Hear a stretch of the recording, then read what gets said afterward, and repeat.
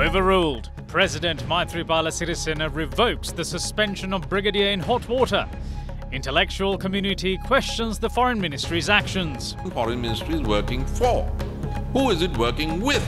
Who took the decision to suspend Brigadier Priyanka Fernandes? The rebuttal.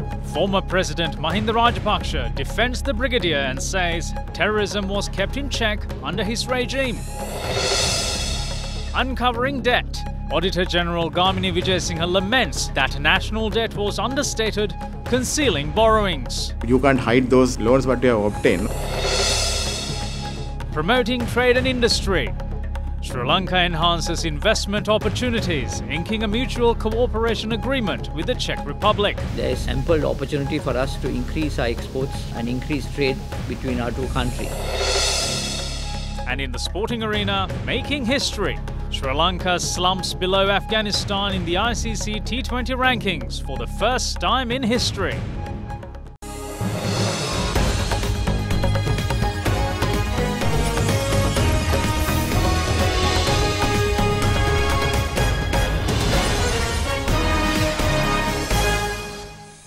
Good evening and welcome to First at 9. I'm Dhammike Kanayaka.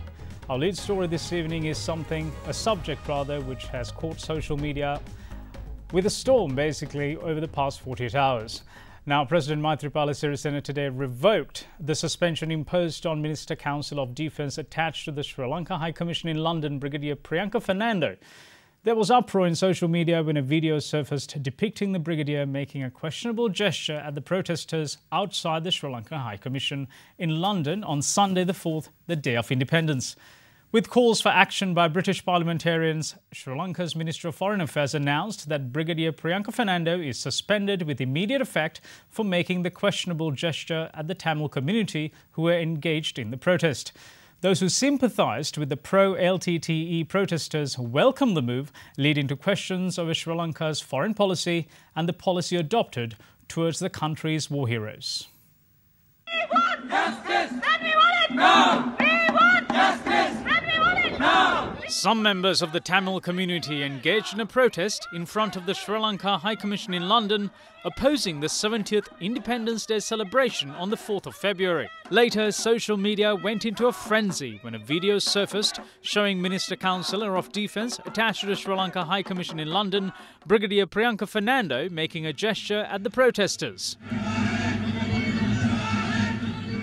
In the meantime, two British Labour Party parliamentarians, Joan Ryan and Siobhan McDonough, wrote to the Secretary of Ministry of Foreign and Commonwealth Affairs, Boris Johnson, calling for the withdrawal of the diplomatic papers and expulsion of Sri Lanka's defence attaché in London, Brigadier Priyanka Fernandes, citing alleged attempts to intimidate a group of protesting Tamils. The letter says, quote, "The defence attaché was filmed standing outside the High Commission opposite the protesters, repeatedly running a finger across his throat, signalling the slitting of one's neck in an obvious attempt to intimidate the Tamil people who were present. This is inappropriate, unacceptable and threatening behaviour from someone who is serving in an official capacity as a guest of this country." Unquote. Reacting to these calls, the Foreign Ministry in Sri Lanka issued a statement yesterday saying that instructions have been sent to the Sri Lanka's High Commissioner in London yesterday to suspend the Minister Council of Defence from work with immediate effect owing to the incident. The statement went on to say that the ministry has taken serious note of the video being circulated and that the Sri Lanka Army will initiate immediate inquiries on the matter. The incident in question drew various views from the intellectual community, throwing the country's foreign policy into question. This was not a group of peaceful Tamil demonstrators. Very clearly, this was a mob of tiger demonstrators. Brigadier Fernando, as a soldier, saw when he stepped out of the Sri Lanka High Commission on the day of our 70th independence, a group carrying the flags and banners of the terrorist enemy that he had fought, the Tigers. And he reacted unwisely, but with understandable emotion. The Foreign Ministry should have raised the question from the British authorities whether on the Independence Day of any other friendly country, the British police would have permitted a demonstration outside the High Commission or the embassy of those countries by an illegal terrorist organization or a group of demonstrators carrying the banner and chanting the slogans of that terrorist organization. Now, mercifully, President Sirisena has intervened and reversed this atrocious decision. But the question arises, who the Sri Lankan Foreign Ministry is working for? Who is it working with? Who took the decision? On whose orders? The main issue is now what has our Foreign Affairs Minister, without prior permission from His Excellency President, took this decision and sent the message straight away to Home Affairs in London. This is not expected duty from a minister. Speaking to Other Derana, Sri Lanka Army said that it will assist any investigation carried out by the Sri Lanka High Commission in the United Kingdom. Sri Lanka's Army Commander, Lieutenant General Mahesh Senanayake, however, told Other Derana that President Maithripala Sirisena, who paid special attention to the matter, revoked the letter of suspension. The work responsibilities of the Defence Attaché to the Sri Lankan High Commission in UK, Brigadier Priyanka Fernando, had been suspended temporarily due to the ongoing inquiry over the controversial issue known to everyone, has now been revoked on the order of His Excellency the President. Meanwhile, a silent protest was organised by Disabled Soldiers Association against the decision taken by the Ministry of Foreign Affairs to suspend Brigadier Priyanka Fernando from duties. Although decisions were based on a particular video being circulated, another video emerged yesterday where Brigadier Priyanka Fernando is seen having friendly dialogue with the demonstrators. Why are you moving Sinhalese into Tamil area? Do you think we don't have any connection? Have you seen? You must go to Jaffna. Why Sri Lanka is killing Tamil fishermen? Why you guys are shooting Tamil Nadu fishermen? Indian fishermen. They are encroaching, not killing, right? They are being chased away, not killing. 500 Indian fishermen killed so far. 2017 March. The incident did not go unnoticed by former President Mahinda Rajapaksa, under whose regime the terrorist organisation LTTE was defeated. If I scratch my neck, does that mean that I will slit your necks? The brigadier is suspended, claiming he threatened without doing any investigation into it. What is this government doing? As a soldier who joined war, when the terrorists demean his country, what else can he do? We were in power for 9 years. Terrorists didn't have such powers. Not only in Sri Lanka, they didn't have powers even in the United Kingdom.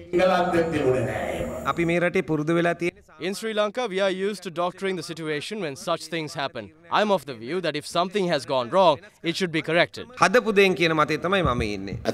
No one can be accused based on a photo or video. It's wrong, but an investigation should be done. My personal opinion is that if terrorists can hoist their flags in England, Sri Lankan nationals can carry a lion flag. He showed what was on his arm, because there wasn't anything else with him. Showing the flag can't be wrong. It's our national flag. If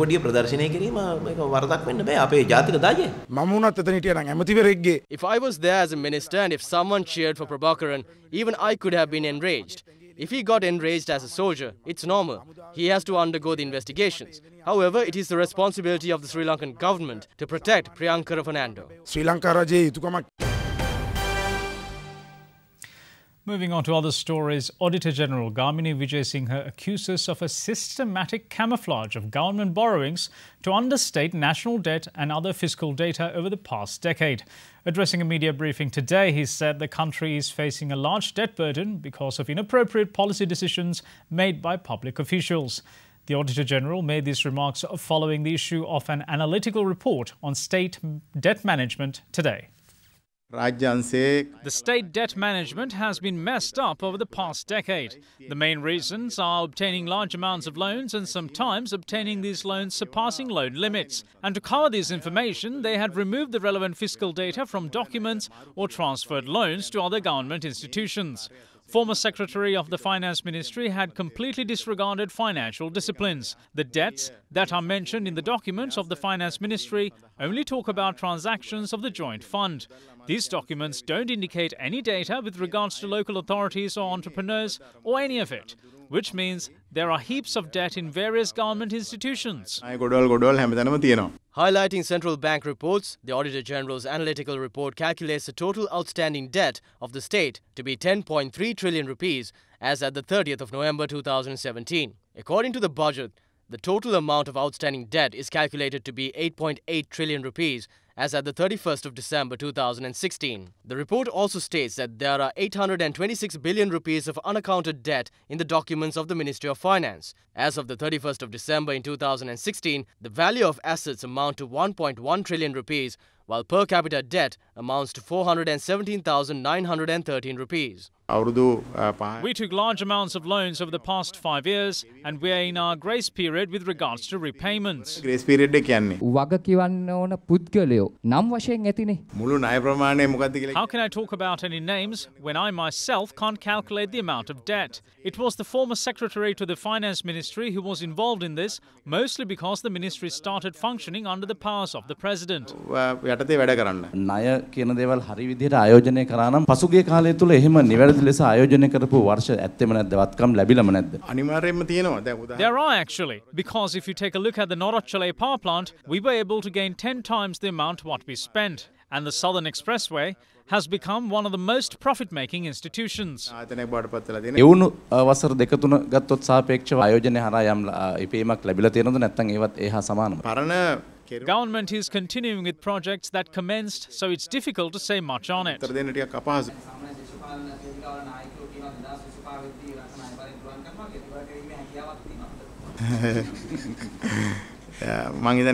I can't really comment on that. The speed of paying off these debts will be increased over the next few years because the particular grace period to pay off loans will come to an end by 2018, 2019 and so on.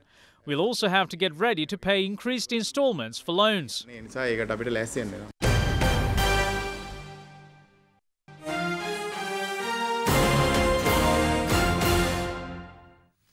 Now moving on to the subject of the local authorities election, the cooling period for this Saturday's local authorities election commences at midnight tonight. Sri Lanka Police informed all candidates to conclude their election campaigns prior to the deadline tonight, warning stern legal action against those who do not comply.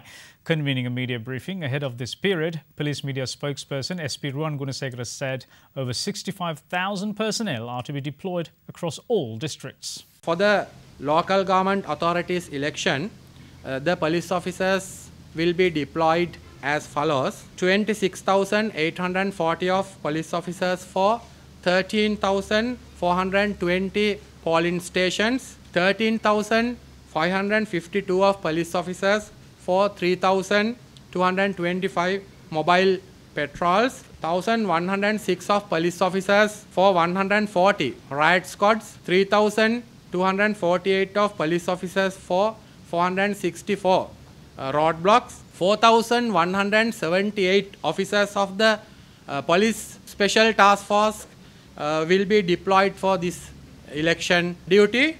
These officers are deployed for mobile patrols and security duties around polling stations and counting centers. Altogether, 65,758 of police officers will be deployed for this election duty. Meanwhile, Executive Director of Election Monitoring Body PAFREL urged all candidates to refrain from engaging in campaign activities during the silent period. The political party or a candidate, they can't do any kind of campaign during cooling period. But we have realized, and we have our own experience in the last couple of elections, that even though the cooling period, the political party and candidate, they do some kind of campaign during this period, or various kind of system they use to do a campaign during this cooling period. So we wish to urge all the political parties and candidates not to do any kind of direct or indirect campaign during this next 2 days period. President Maithripala Sirisena says that he will commence or launch rather a new clean political movement that could propel the country towards development. The president gave this assurance last evening addressing an election rally held in Maharagama.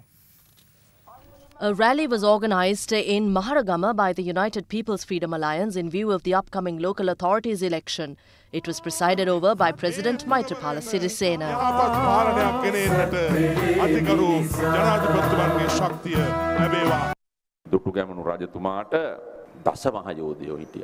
King Dutugamunu had 10 giants when he fought the war. Just so, Rajapaksa too had great commanders. He had good ministers to fight the war and run the government. Maithripala Sirisena, Susil Premajanta, Anurayapa, Nimasiripala de Silva were among them. But some opportunists gathered around him and created division between him and them. I left my friend Mahinda Rajapaksha's government to set up a good government against the corrupt personalities. Now I see the same situation repeating here. As both groups seem to be corrupt, I have to come before you and fight against them. Therefore, I have to create a new clean political movement with you against them. During an interview with TV Derana, Rajapaksha said that all SLF peers are with him. If the SLF peers are with him, then all of you present here must be LTTE supporters.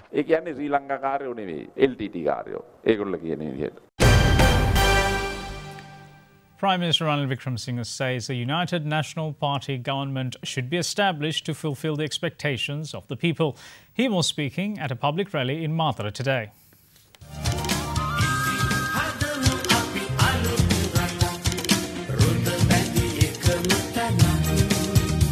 The public rally of the United National Party aiming the upcoming local authorities election was held under the patronage of party leader Ranil Wickremesinghe in Mathura.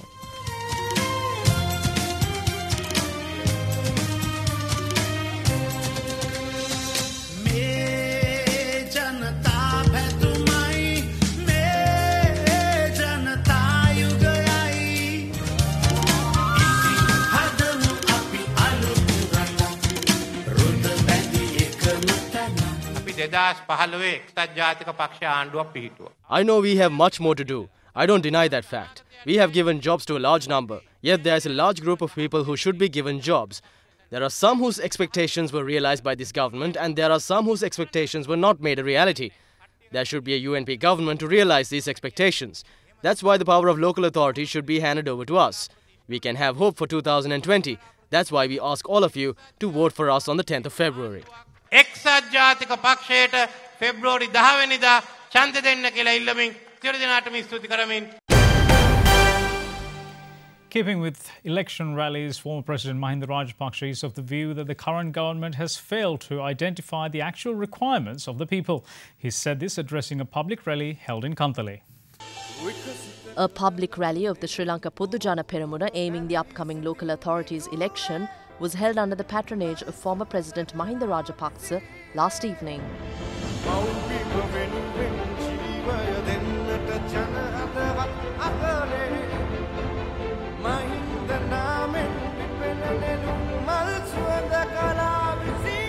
දැන් බලන්න ඊයේ මම රනිල් වික්‍රමසිංහ මහත්තයාගේ කතාවක් අහගෙන හිටියා අගමැතිතුමා. I listened to a speech of Prime Minister Ranil Wickremesinghe. He emphasized that the people of this country needs Wi-Fi. He says people are in dire need of Wi-Fi and that girls will easily be able to contact boys if there was Wi-Fi.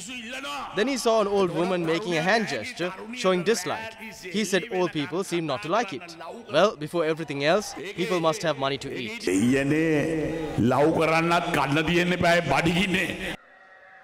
In the meantime, the former president paid homage at the Temple of the Tooth Relic in Kandy.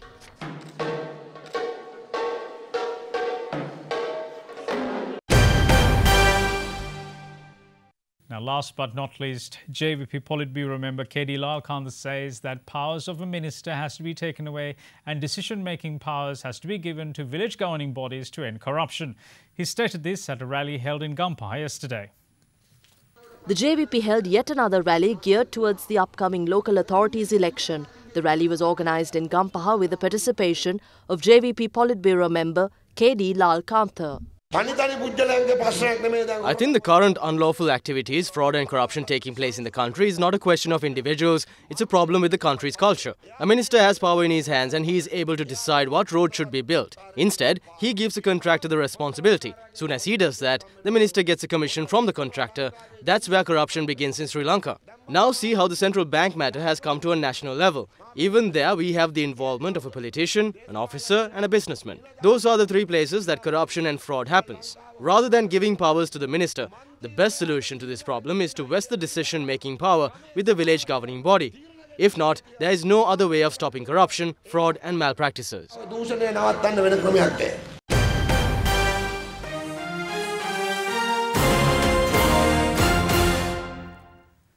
Masses continue to pay their last respects to the late Venerable Bellangwila Vimalatana Thera of the Bellangwila Rajamahavihara.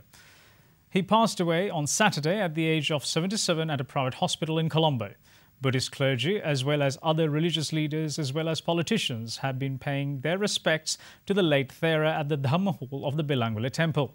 With the final rites organised at the Sri Jayawardhanapura University grounds tomorrow at 3 p.m, inclusive of full state honours, the late Venerable Thera's remains will be taken to the venue in a funeral cortege at noon.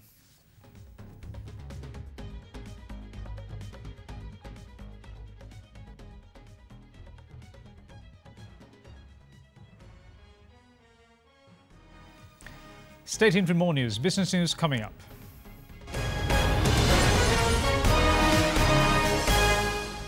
You are watching Sri Lanka's award-winning news channel, Other Derana 24/7.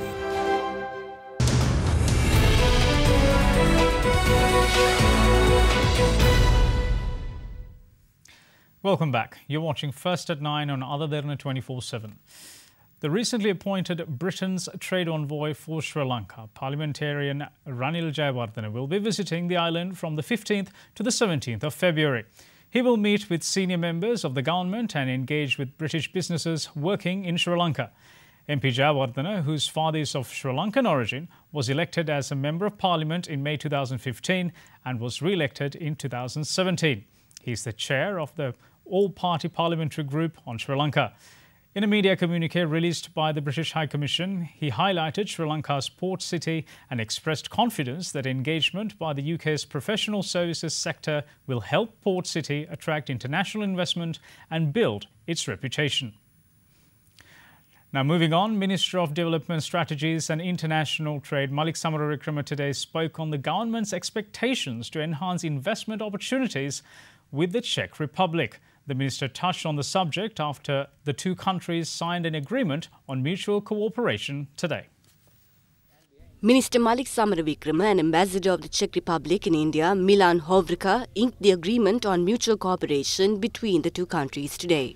The agreement will enhance bilateral trade and economic relations, facilitate bilateral investments, identify economic and investment opportunities, promote closer trade and industrial cooperation, as well as facilitate network between entrepreneurs from both countries. Since we are in the process of diversifying export product base as well as the export markets, there is an ample opportunity for us to increase our exports and increase trade between our two countries. At the same time, we are looking at bringing in investment from the Czech Republic with their know-how. They are very strong in the automobile industry, and we should encourage them to invest in Sri Lanka, and at least we can enter the value chain. We can offer to manufacture, set up plants and manufacture certain products which go into the automobile industry, particularly the rubber-based components. There's a tremendous potential for growth of tourism. In that respect, we're also looking at how we can set up a tourist promotion unit there. And we are looking at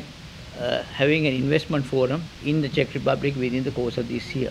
Trade between Sri Lanka and Czech Republic amounts to $68 million, with exports including tea and coconut products from Sri Lanka amounting to $55 million. Some of these exports go through third-party countries to end up in Czech Republic.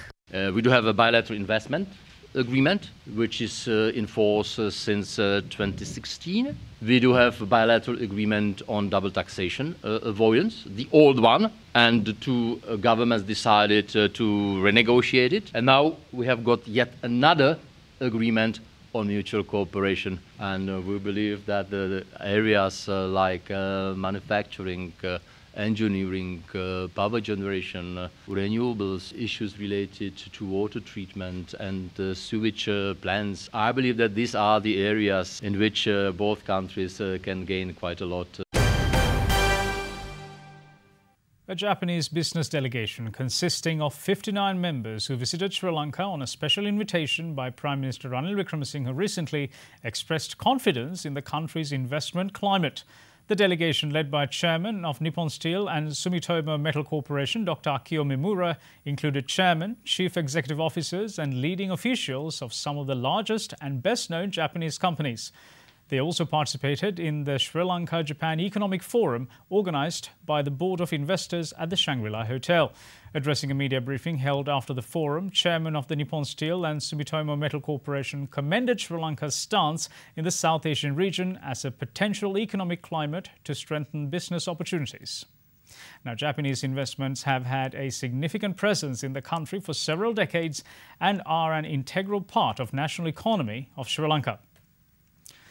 Now, moving on to tourism, tourist arrivals to the country rose 12.6% in January this year to 246,972 compared to January last year, with Indian visitors taking the lead.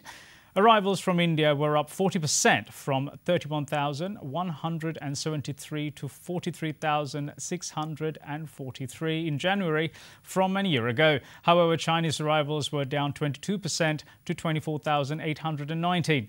Regionally, South Asian arrivals were up 32%, with Pakistan up 18.2% and Maldives also up 9.4%. Western European arrivals rose 14.9%, with the UK up 15.1% to 22,410 arrivals and German arrivals increasing by 20.2%. Eastern Europe, Russia and Ukraine also posted increases, with the Middle Eastern arrivals rising by 25%. You are watching Sri Lanka's premier news channel, Other Derana 24/7. Now to give you a quick stock update, Sri Lankan shares ended lower for a second straight session today. The ASPI closed 0.08% weaker at 6,507.25, slipping further from its highest close hit on Friday since January 9th. Let's cross over to RM Sivanathan from the Colombo Stock Exchange for a detailed report. The market capitalization at the end of the day was 2,977.5 billion rupees. Today there was a crossing and the crossing turnover was 313.78 million rupees. Today's foreign purchases was 537.66 million rupees and the foreign sales was 413.27 million rupees. You are watching Sri Lanka's #1 news channel, Other Derana 24/7.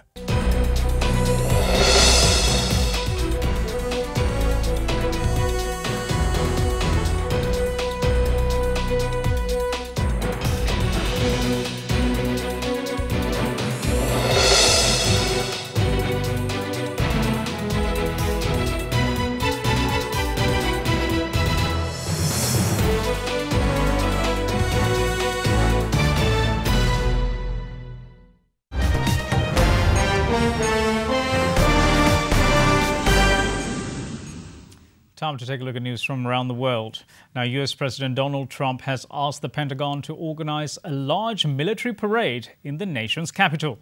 The president made this request of top military chiefs late last month after reportedly being impressed by a French Bastille Day parade, which took place last year.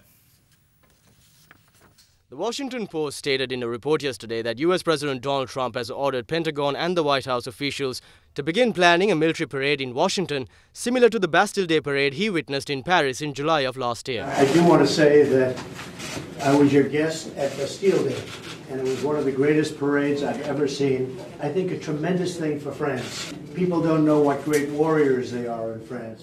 US and French soldiers marched together to mark 100 years since the United States entered World War I and France's annual Bastille Day holiday. Following Washington Post publication, the White House responded that Trump has asked to explore a celebration at which all Americans can show their appreciation.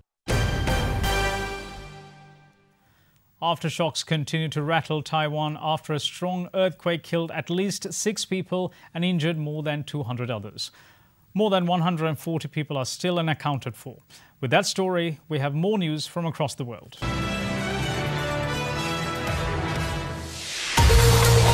A powerful 6.4 magnitude tremor struck at 11:50 p.m. local time, about 20 kilometers off Taiwan's east coast. Images from the city showed tilted structures, scattered debris and extensive damage to roads in the area. Ecuador said yesterday that it would continue to support WikiLeaks founder Julian Assange after he lost one legal bid to have a UK arrest warrant against him quashed. A ruling in Assange's favour could pave the way for him to leave the Ecuadorian embassy in London, where he has been holed up for over 5 years. A new SpaceX jumbo rocket built to be the world's most powerful launch vehicle in operation blasted off from Florida yesterday in its debut test launch in a milestone for Silicon Valley billionaire entrepreneur Elon Musk's rocket company. The 23-story tall Falcon Heavy, carrying a cherry red Tesla Roadster automobile into space as a mock payload, rode off its launch pad at 3:45 p.m. local time from the Kennedy Space Center in Cape Canaveral. The world's first passenger drone, named EHang 184, made its first public flight yesterday in South China's Guangzhou city in Guangdong province. The electrically powered EHang 184 can carry a single passenger weighing up to 100 kilos for a 23-minute flight at sea level at a speed of 100 kilometers per hour.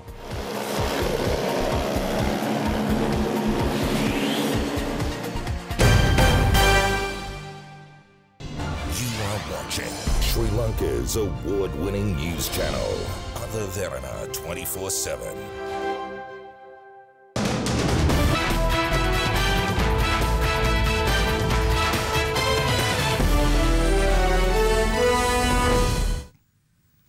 Welcome back. Now, for the first time in cricket rating history, Afghanistan has leapfrogged Sri Lanka. Before yesterday, Sri Lanka was placed 8th in the T20 rankings. However, after Afghanistan comprehensively beat Zimbabwe 2-0 in the two T20s, they managed to move up to number 8 in the rankings, while Sri Lanka slipped to number 9. It will go down in history as the first time Afghanistan surpassed Sri Lanka in any format of the game. Now, Sri Lanka Cricket today announced the squad for the upcoming two-match T20 series with Bangladesh, which will come at the heels of the second Test match set to kick off tomorrow at the Sher Bangla National Stadium. It sees the inclusion of Asita Fernando and Amila Ponso, while Jeevan Mendes also makes a return following hiatus from international cricket. Dinesh Chandimal will lead the side in the series, with the first match scheduled to be played on the 15th and the second on the 18th of February. And that's all from First at 9 today, and we hope to meet you again at the same time tomorrow. Bye-bye.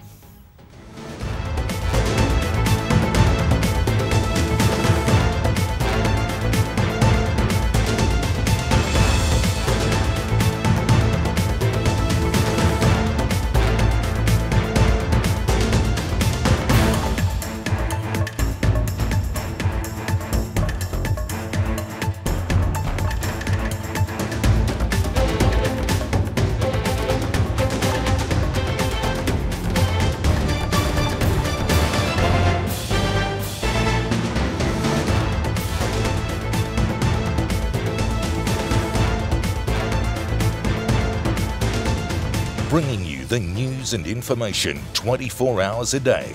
This is Sri Lanka's premier news channel, Other Derana 24/7.